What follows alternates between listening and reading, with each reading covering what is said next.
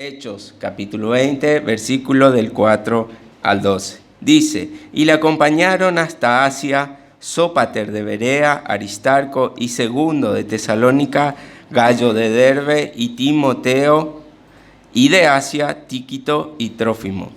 Estos, habiéndose adelantado, nos esperaron en Troas, y nosotros, pasados los días de los panes sin levaduras, navegamos de Filipos, y en 5 días nos reunimos con ellos en Troas, donde nos quedamos 7 días. El primer día de la semana, reunidos los discípulos para partir el pan, Pablo les enseñaba, habiendo de salir al día siguiente, y alargó el discurso hasta la medianoche.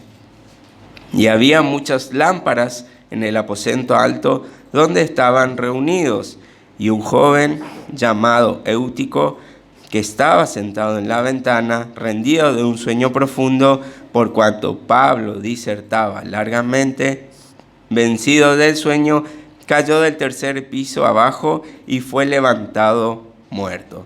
Entonces descendió Pablo y se echó sobre él, y abrazándole dijo, no os alarméis, pues está vivo. Después de haber subido y partido el pan y comido, habló largamente hasta el alba, y así salió. Y llevaron al joven vivo y fueron grandemente consolados. Como decía, seguimos con las predicaciones expositivas. Hemos terminado el libro de Romanos. Y aquí podría surgir una pregunta, si seguimos predicando expositivamente, ¿por qué de Romanos 1 hasta el último capítulo saltamos a Hechos 20, del versículo 4 al 12? Y a modo de introducción, quiero explicar esto para que entendamos y podamos ver la historia y todo lo que fuimos viendo en Romano para continuar viendo en este libro. Cuando llegamos a Hechos, capítulo 20, a partir desde el versículo 1 se lo podría tomar, podemos ver que la misma historia que hemos visto, o todo lo que aprendimos de Romano, estaba sucediendo en este mismo momento. Pablo se encontraba en Grecia cuando estaba siendo citado este libro de Hechos, y en este momento Pablo estaba escribiendo el libro de Romanos. Por eso, una vez terminado Romanos, quisimos volver a Hechos para continuar cronológicamente con lo que estaba sucediendo en la iglesia primitiva y con lo que Pablo estaba queriendo llevar a cabo, que habíamos visto, de querer llevar esa ofrenda a Jerusalén, por el cual se terminó despidiendo de los hermanos en Romanos y simplemente terminó ahí el libro. Y ahora vamos a ver y vamos a empezar a ver todo lo que sucedió después de todo lo acontecido en Romanos. Y si bien pudimos ver en Romanos un compendio teológico increíble, Pablo en este libro nos enseñaba a saber cómo comportarnos como iglesia, a saber cómo debemos enseñar, cómo debemos exhortar, cómo la iglesia debe crecer, cómo la iglesia debe tomar miembros, cómo debemos comportarnos como cristianos. Empezamos a ver en este libro a un Pablo que empieza a poner en práctica todo aquello que había enseñado en el libro de Romanos. No que no lo estaba haciendo, pero simplemente ahora vemos prácticamente la vida de Pablo desarrollándose dentro del ministerio. No solo conocimiento teológico, conocimiento que debemos saber, sino debemos llevar al comportamiento de nuestra vida como cristianos. Algo así como que Pablo no ocupaba esta frase que suelen ocupar, ¿no? De hagan lo que yo digo, pero no lo que yo hago. Pablo no solo que había dado unas enseñanzas tan profundas en Romanos, sino que empezaba a demostrar con su vida que todo lo que había dicho no solo era cierto y la voluntad del Señor, sino que se podía llevar a cabo por cada uno de nosotros. No era nada imposible ni de otro mundo poder llevarlos a cabo. Así que fíjense, versículos anteriores, versículos 2 y 3 de Hechos 20, dice: y después de recorrer aquellas regiones y de exhortarles con abundancia de palabras, llegó a Grecia. Después de haber estado allí 3 meses y siéndole puesta acechanza por los judíos para cuando se embarcase para Siria, tomó la decisión de volver para Macedonia. Y fueron en estos 3 meses que menciona el libro de Hechos cuando Pablo escribió la carta a los romanos. Hemos visto que él estaba en Grecia, se quería desviar a Jerusalén para ir a Roma de pasada y llegar a España. Este momento es donde él empezó su viaje y partió de ese viaje. Así que una vez concluido esos 3 meses, una vez él terminado de haber escrito Romanos, de dejarnos todas esas enseñanzas, empieza el ministerio práctico que podemos ver en la palabra de Pablo. Y como siempre hemos visto y siempre hemos reconocido de el apóstol Pablo, algo que lo caracterizaba muchísimo a él era el amor que él siempre tenía y declaraba por las iglesias. Fíjense, Filipenses 1, versículo 7. Es justo que yo sienta esto acerca de vosotros, porque os llevo en el corazón, pues tanto en mis prisiones como en la defensa y confirmación del Evangelio, todos vosotros sois participantes conmigo de la gracia. En Corintios, 2 Corintios 7:3, no hablo para condenaros, porque he dicho antes que estáis en nuestro corazón para morir juntos y para vivir juntos. Tesalónica, 1 de Tesalonicenses 2:8. Teniendo así un gran afecto por vosotros, nos hemos complacido en impartiros no solo el Evangelio de Dios, sino también nuestras propias vidas, pues llegasteis a sernos muy amados.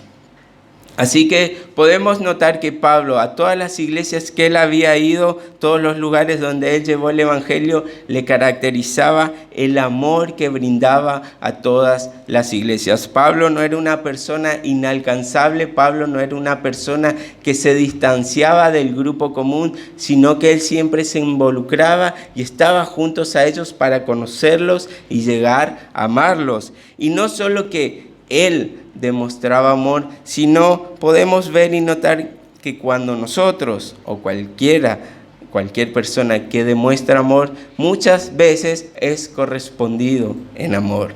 Así que el hecho de que Pablo esté dando amor a las iglesias retribuían en amor todo el trabajo que Pablo estaba haciendo. Y así podemos ver cómo cada una de estas iglesias apoyaban en amor a Pablo, apoyaban en amor a su ministerio. ¿Por qué? Porque cuando vemos el versículo 4 dice: y le acompañaron hasta Asia Sópater de Berea, Aristarco y Segundo de Tesalónica, Gallo de Derbe y Timoteo, y de Asia Tíquito y Trófimo. Estos, habiéndose adelantado, nos esperaron en Troas. Cada uno de estos nombres representa una iglesia donde se juntaron las ofrendas para llevar a Jerusalén, y cada uno de ellos eran los representantes de dichas iglesias. ¿Y qué significa esto? Ellos estaban diciendo: Pablo, vemos la obra de Dios en tu vida, vemos que esta ofrenda es un acto del Evangelio y de amor, y queremos acompañarte representando nuestras iglesias a llevar esta ofrenda y a llevar el Evangelio. Y fíjense, ya hemos visto qué representa cada nombre, cómo podemos traducirlo en las otras cartas, y cuando leemos Segundo nos damos cuenta ya sin muchos estudios que era un esclavo. Así que no voy a profundizar en esto, pero cuando hablamos del amor, cuando hablamos de conocer a cada uno de los hermanos que están plasmados en la palabra, podemos ver el amor que se tenían entre ellos. Y aquí empiezan preguntas para poder identificar el amor de Cristo en nosotros. Y podemos preguntarnos, ¿amamos nosotros a nuestros prójimos? ¿Conocemos los nombres de todos los que están acá? ¿Conocemos por qué están pasando? ¿Conocemos sus dificultades, sus pecados, sus luchas para orar por ellos? ¿Estamos en contacto con ellos? ¿Sabemos en dónde trabajan o cómo podemos colaborar? Y esto nos está dejando ver no solo con los nombres, sino con el amor que Pablo expresaba. Fíjense, cuando menciona los nombres, menciona de Sópater, que era de Berea, Aristarco y Segundo de Tesalónica, todos ellos eran de Macedonia. Después Gallo y Timoteo eran de Galacia, Tíquito y Trófimo de Efesio. Así que las iglesias estaban siendo representadas por estos hermanos y ellos, cada uno de ellos, en concordancia con el amor que Pablo les había entregado y enseñado, ellos también querían brindar ese amor a los demás hermanos para que vean que cada uno de nosotros debemos enseñar con amor y con ejemplo. Así que, de nuevo, conoce a todos sus hermanos, sabe por qué dificultad está pasando, ora por ellos, y esas son preguntas que le va a ayudar a ver si realmente el fruto del Espíritu Santo, el amor del Señor, está en usted. Porque si usted no puede amar a quien ve, no va a amar a Dios a quien no ve. Así que si usted no está amando a su hermano hoy, es mentira que usted esté amando al Señor. Así que este es un llamado de atención muy grave para todos nosotros, porque es un mandamiento explícito del Señor: ámense unos a otros. Y todo esto representa el amarnos unos a otros. Versículo 6. Y nosotros, pasados los días de los panes sin levadura, navegamos de Filipos y en 5 días nos reunimos con ellos en Troas, donde nos quedamos 7 días. Pablo y esta carta fue escrita por Lucas. Hechos fue escrita por Lucas. Está hablando Lucas en primera persona y está hablando que estaban separados de Pablo, si bien está hablando de Pablo, y que se habían separado y se iban a encontrar nuevamente en Troas. ¿Por qué se habían separado? Como leímos en el versículo 3, Pablo estaba sufriendo amenazas de muerte a su vida por los judíos que iban a Jerusalén en esta embarcación. Este día de los panes sin levadura significa que estaban por ser festejadas las Pascuas. Entonces todos los judíos volvían a Jerusalén porque era una fiesta solemne una vez al año que querían festejar juntos en su ciudad. Entonces, dentro de ese barco que viajaban para encontrarse con los discípulos, Pablo decidió abortar ese viaje e ir caminando por otro lugar para evitar la muerte de él. Estaba siendo amenazado, se cree que querían matarlo dentro del barco para deshacerse de su cuerpo en el mar y que nadie pueda sospechar ni dar algún testimonio de lo que haya pasado. Así que Pablo se aparta, empieza su viaje caminando y por todos esos lugares donde ellos van, Pablo va predicando el Evangelio. Pablo sigue llevando el amor de Cristo. Y Pablo no estaba solo. Si bien vemos que los hermanos que acompañaban a Pablo, los representantes de cada iglesia, estaban devolviendo el amor de Cristo que Pablo representaba, cada uno de ellos era un siervo fiel al Señor. Hemos visto y entendemos que nadie es un superapóstol, que Pablo no era una persona que oraba y caía polvo de oro en su casa, ni atravesaba paredes, ni se autosanaba solo, sino que necesitaba de los hermanos. Pablo, al igual que todos estos hermanos, no era indispensable, no podía llevar a cabo la obra del Señor solo. Entonces Pablo era acompañado también por todos aquellos que servían al Señor. Porque no solo es Pablo o la historia de Pablo o las hazañas de Pablo, sino la obra del Señor reflejada en la vida de Pablo. Y la obra del Señor reflejada en cada uno de los hermanos que estaban ayudando a expandir el reino de Dios y su evangelio. Ahora, si nos ponemos a pensar, esto conforma la iglesia, estos somos todos nosotros. Cada uno de nosotros debemos servir al Señor. Un pastor no hace a la iglesia y un pastor no puede llevar a cabo todas las actividades de una iglesia. Por eso somos todos los que colaboramos en la obra del Señor en esta iglesia en específico. Sabemos que las hermanas limpian, los hermanos de adoración, seños de los niños, redes, proyección, todo es un servicio al Señor para que podamos apoyar y aportar en la obra de Dios y para que en algún momento, cuando lleguemos a una maduración más grande, podamos decir, no es justo que el pastor descuide la oración y la palabra. Nosotros somos los que debemos encargarnos y apoyar la obra del Señor con nuestros dones, con nuestras capacidades y dejar que el pastor, aquel que el Señor destinó para enseñar la palabra, pueda dedicarse realmente a ello y no tenga obstáculo, porque en la medida que nosotros crecemos, vamos a servir. En la medida que nosotros maduramos, vamos a servir más. Así que siga sirviendo y si no está sirviendo, debe pasar por un proceso para que la iglesia pueda hacerlo miembro de este lugar. Entendemos que no cualquiera que dice ser cristiano a veces lo es, debe pasar por la prueba del evangelio. Y como veíamos la semana pasada, habían sido elegidos 7 hermanos para servir a las mesas de la viuda, llenos del Espíritu Santo, de buena reputación y de sabiduría.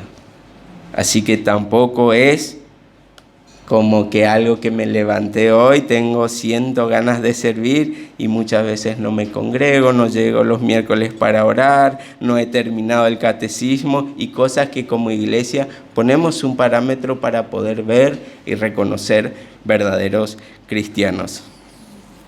Así que todos juntos debemos llevar la obra de Cristo. Versículo 7.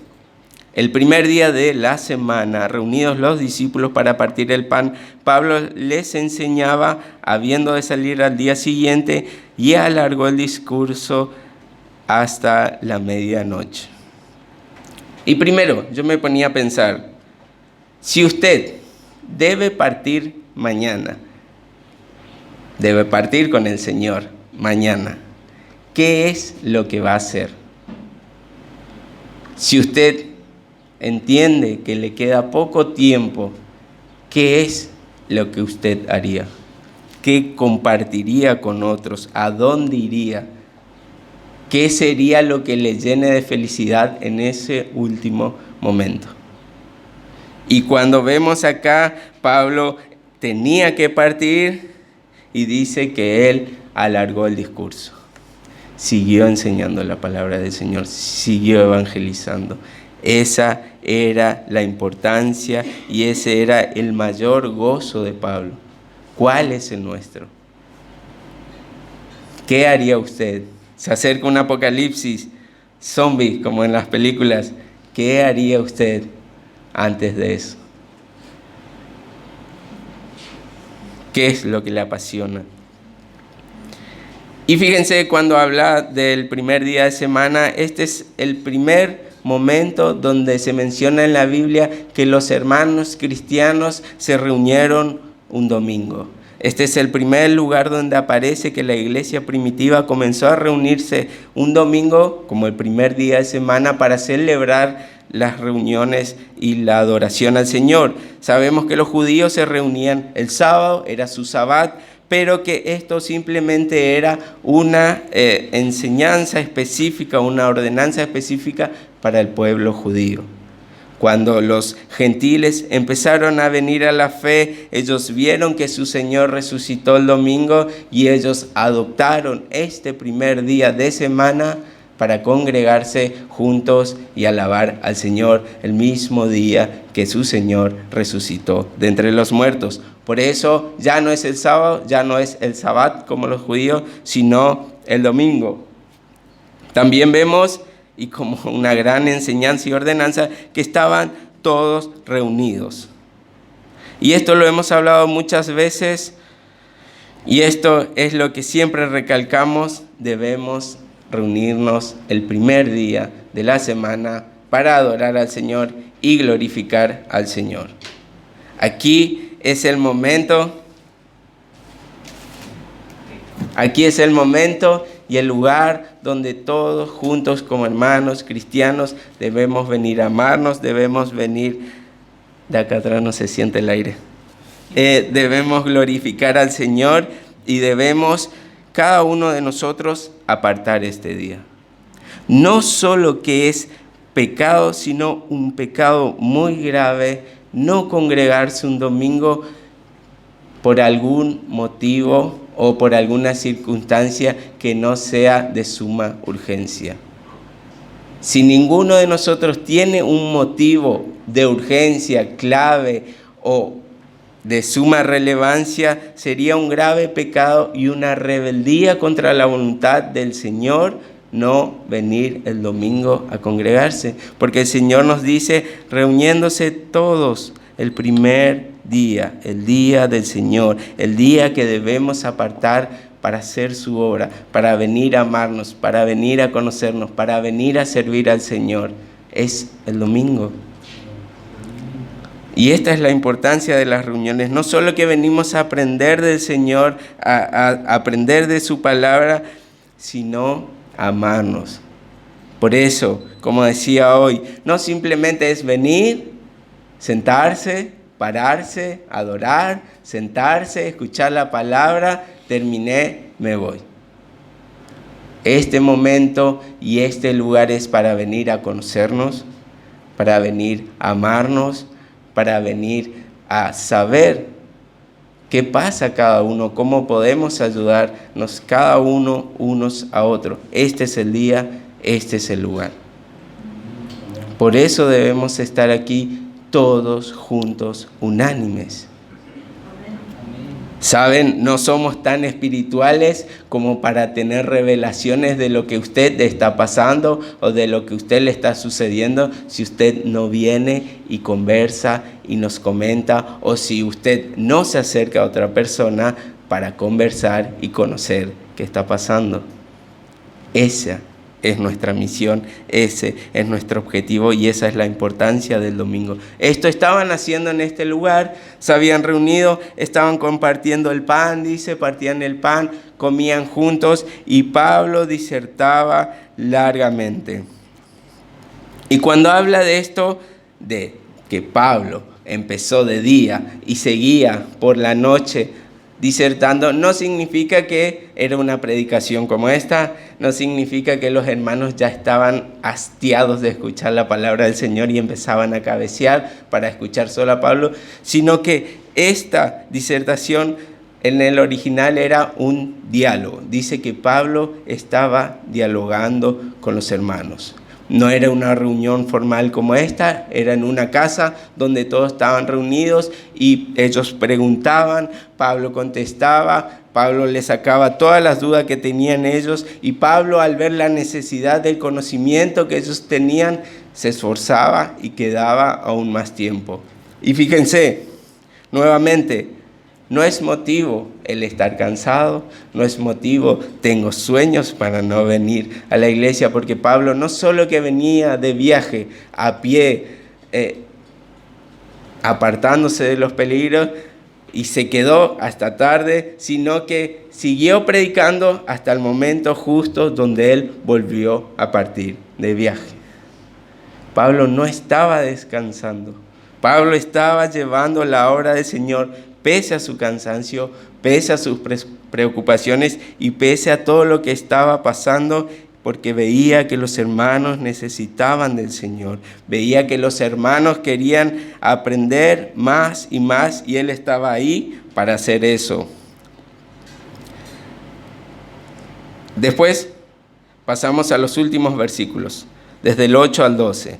Dice, y había muchas lámparas en el aposento alto donde estaban reunidos, y un joven llamado Eutico que estaba sentado en la ventana rendido de un sueño profundo, por cuanto Pablo disertaba largamente, vencido del sueño, cayó del tercer piso abajo y fue levantado muerto. Entonces descendió Pablo y se echó sobre él, y abrazándole dijo, no os alarméis, pues está vivo.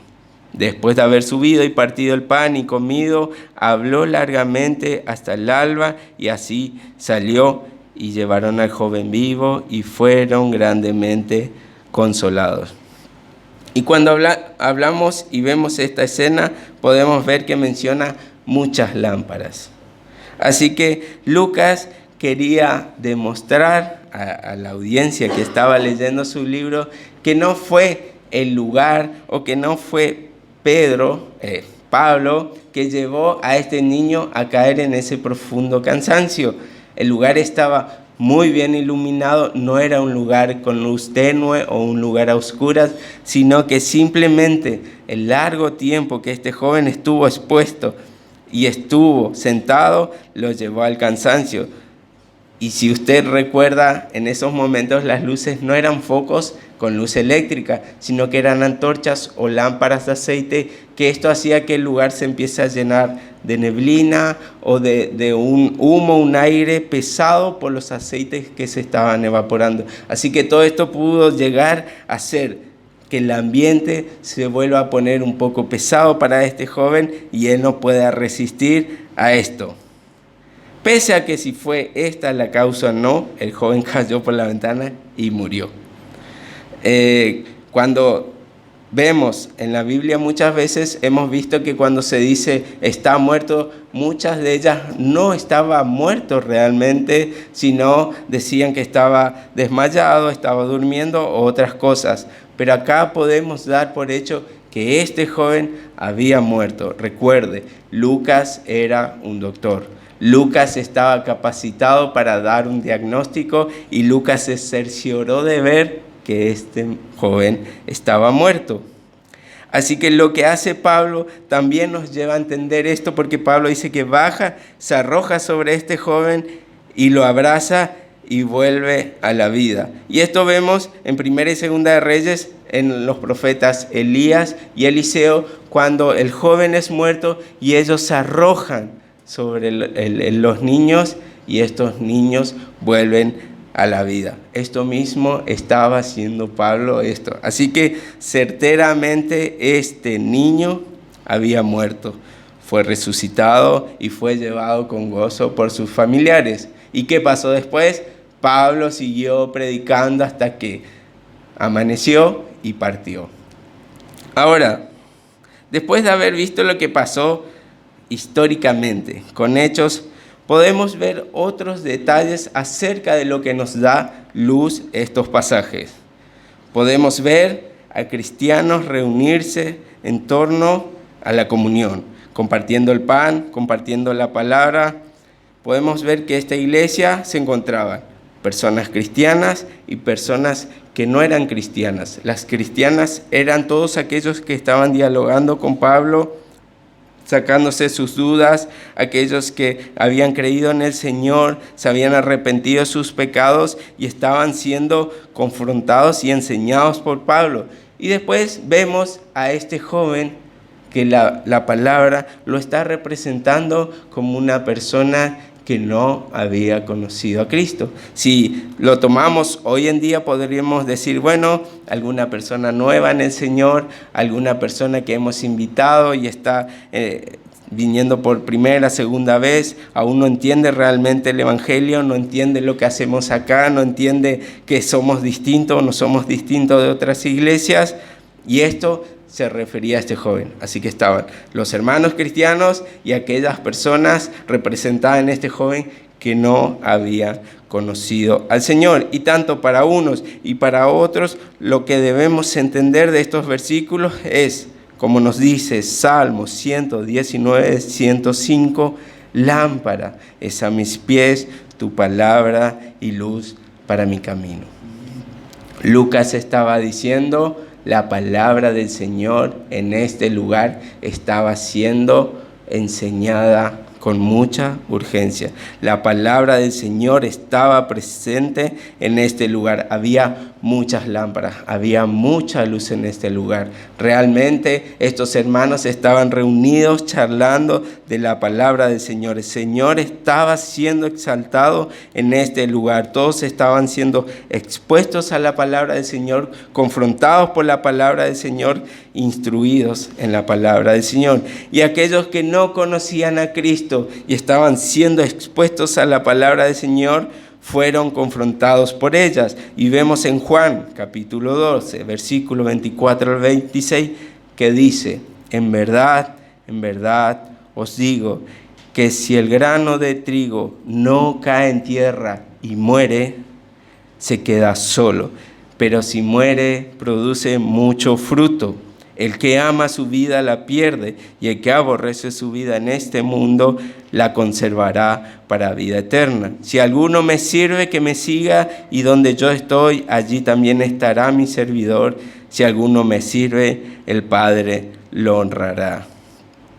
Y todos, como este joven que no conocen al Señor, está diciendo, primero deben morir a su vida pecaminosa. Primero deben morir a su vida carnal. Era lo que estaba sucediendo en este lugar. Este niño estaba muriendo para luego ser resucitado con el poder de la palabra. Cristo no puede hacer nada con nuestras vidas si primero no nos transforma, si primero no nos trae de la muerte a vida, para que podamos decir dentro nuestro, ya vivir no me importa para mí, sino el vivir es Cristo. Ya mis deseos no son lo primordial, sino la voluntad de Cristo. Así que la palabra nos está llevando a entender. Los hermanos estaban siendo instruidos por la palabra, crecían en la palabra, y aquellos nuevos estaban siendo transformados por la palabra del Señor. Aquellos debían ser muertos para poder ser traídos a vida por el Señor y con una vida en abundancia. ¿Y cuándo sucedió esto?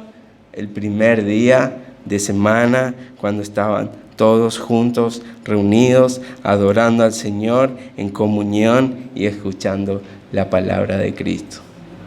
Así que, ¿cuándo podemos ver al Señor obrar milagros? ¿Cuándo podemos ver al Señor obrar sanidades? ¿Cuándo podemos ver al Señor convertir nuevos corazones? El primer día de semana, cuando estén todos reunidos, adorándolo, exaltándolo y aprendiendo de su palabra. Así que no solo es una obediencia al Señor, sino, como nos decía el pastor Dado, debe ser nuestro estilo de vida, debe ser aquello que nos mueve por gozo, por alegría, por paz, por fe, para estar todos juntos y poder ver como aquellas personas que no han conocido al Señor son muertas y resucitadas con Cristo. Y todos aquellos que ya hemos pasado por este proceso, ¿qué?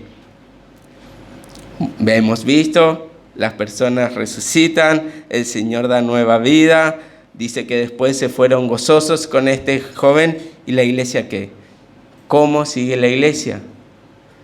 Y el versículo sigue diciendo, y Pablo seguía exhortando la palabra hasta el alba. La iglesia debe seguir escudriñando la palabra del Señor. La iglesia debe seguir evangelizando en el nombre del Señor. La iglesia debe seguir reunida, aprendiendo la voluntad del Señor, predicando, pese al cansancio, pese a los resultados, pese a nuestras angustias, a nuestros deseos, a nuestras crisis, a nuestra economía. La iglesia debe seguir reunida, predicando la palabra del Señor hasta que el Señor vuelva. Así que, para resumir, para ir cerrando, como iglesia debemos apoyar la obra del Señor. Lucas nos está mostrando a través de la vida de Pablo que no solo Pablo enseñó la mayor parte de la teología que podemos tener hoy los cristianos, sino que él con su vida demostraba todo lo que el Señor debía y tenía que hacer en cada una de las vidas de los cristianos. También nos podemos ver que todos nosotros somos partícipes de la obra de Cristo. No solo es un pastor, no solo es un diácono, somos todos llevando la carga que Cristo nos impuso a cada uno de nosotros para que su obra sea hecha en este lugar. Debemos amarnos, debemos congregarnos, debemos estar todos juntos para demostrar el carácter de Cristo a los hermanos y a aquellos que aún no son hermanos, pero Cristo quiere llevarlos a la vida eterna. Y aquellos que son nuevos, Lucas nos está diciendo, el Señor es todo lo que necesitan. El Evangelio de Cristo es lo único que puede cambiar mi vida. El Evangelio de Cristo nos da fuerza, nos da protección. Dice, Él es nuestro castillo fuerte. El Señor nos da fe, nos da certeza. Él nos da luz, nos guía en nuestro camino. Lámpara es a mis pies tu palabra. Él nos da nuevas fuerzas cada mañana. Él nos llena de gozo. Él nos da la certeza de un futuro de vida eterna en gozo junto a Él. Él es quien nos levanta, Él es quien nos anima, Él es quien nos enseña nuevamente, Él es quien nos da nuestro aliento de vida. Él es un Dios de amor. Él es un Dios que nos trae buenas noticias. Él es Cristo. Él es quien perdona todos nuestros pecados por el precio que pagó en la cruz derramando su sangre. Él es Cristo y solo a Cristo necesitamos. No hay nada mejor que esto. Y si esto no nos conforma, si esto no nos llena, nada más podrá llenarnos. Así que simplemente eso, seguir viendo la vida de Pablo, todo lo que sucedió en la iglesia, y empezamos con este libro. Por favor, si se puede poner de pie, vamos a orar.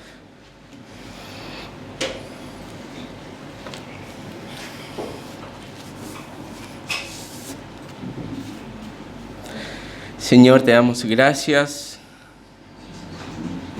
porque una vez más nos das el privilegio de poder reunirnos todos juntos como iglesia, de poder reunirnos alrededor de tu palabra, en amor, en fe, en justicia, porque donde están dos o tres, tú estás en medio.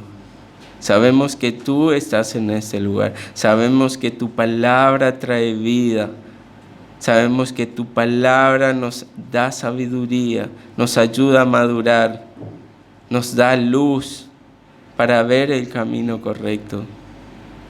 Por eso te pedimos, Señor, que nos ayudes a continuar en esta obra, para que cada uno podamos servirte, para que cada uno pueda demostrar los dones y las capacidades que tú les has dado. Y si alguno de ellos no lo está haciendo, pues el primer servicio es el amor. Podemos servirte amándonos, podemos servirte amando a cada uno de los hermanos, orando por ellos. Danos la capacidad, enséñanos, Señor, sigue llevando frutos a nuestras vidas. Ayúdanos a santificarnos cada día más. Ayúdanos, Señor, porque sin ti nada podemos hacer. Que esta palabra, Señor, tú la uses para traer arrepentimiento, para traer enseñanza, para traer fe, certeza, nuevas vidas en cada uno de nuestros corazones, Señor.